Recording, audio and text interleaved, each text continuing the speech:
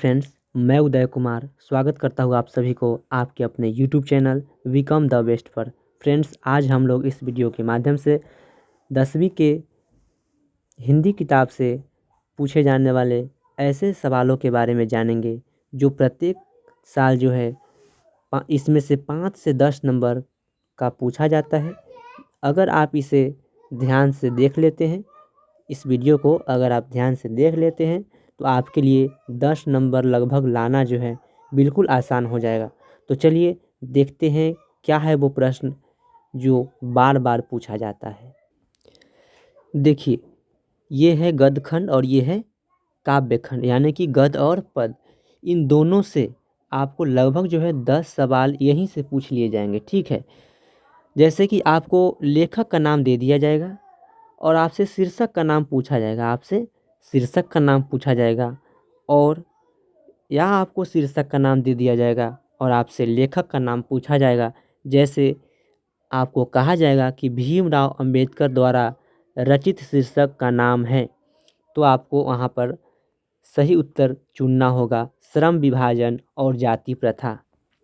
और एक ऐसे भी सवाल पूछा जा सकता है कि डॉक्टर भीमराव अंबेडकर द्वारा रचित शीर्षक श्रम विभाजन और जाति प्रथा क्या है।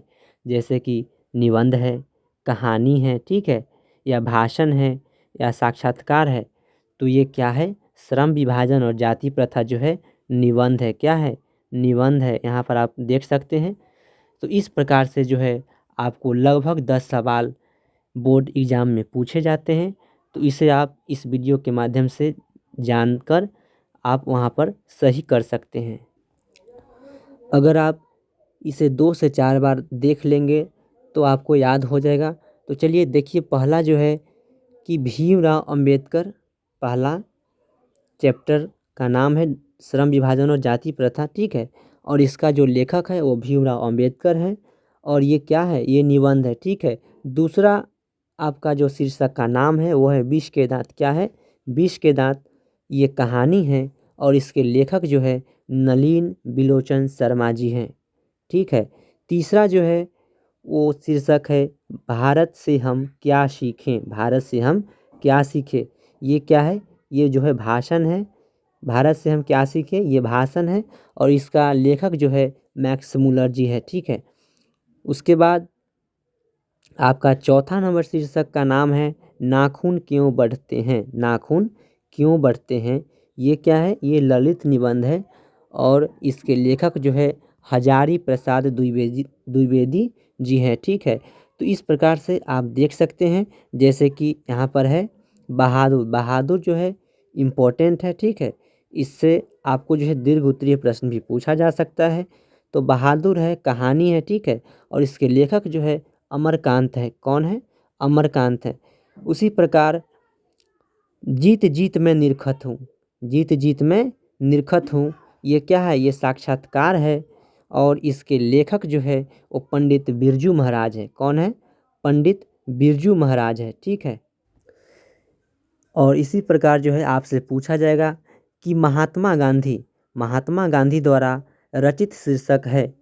तो उसमें आपको 4 ऑप्शंस दिए जाएंगे, जिसमें से एक ऑप्शन ये भी रहेगा कि शिक्षा और संस्कृति। शिक्षा और संस्कृति।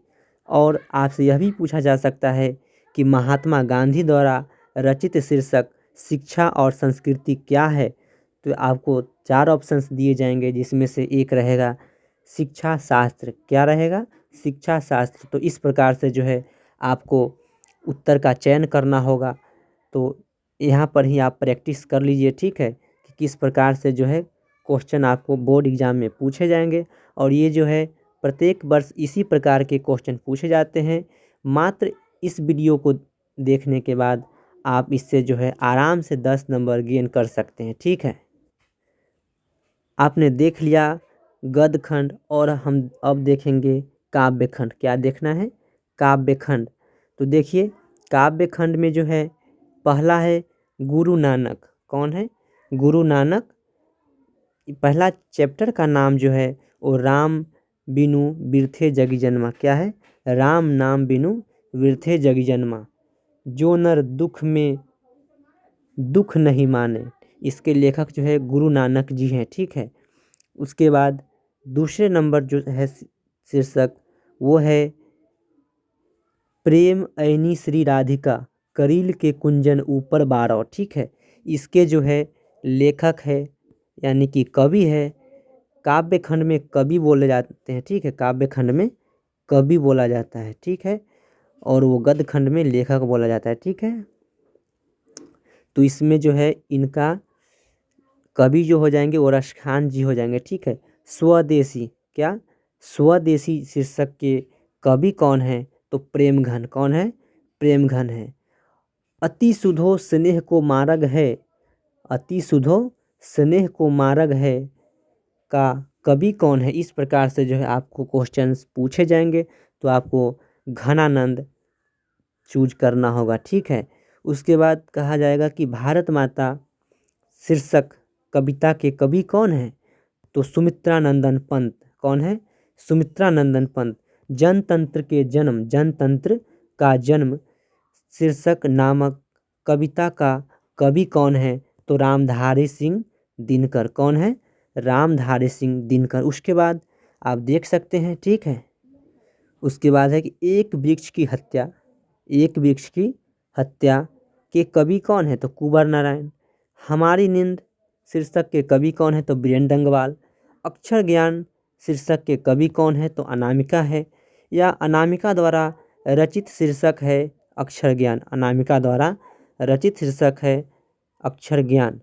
या जीवनानंद क्या जीवनानंद दास द्वारा रचित शीर्षक है लौट कर आऊँगा फिर।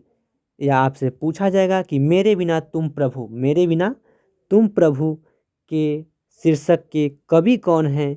तो आपको चूज करना होगा रेनर मारिया रिल्के। कौन? रेनर मारिया रिल्के।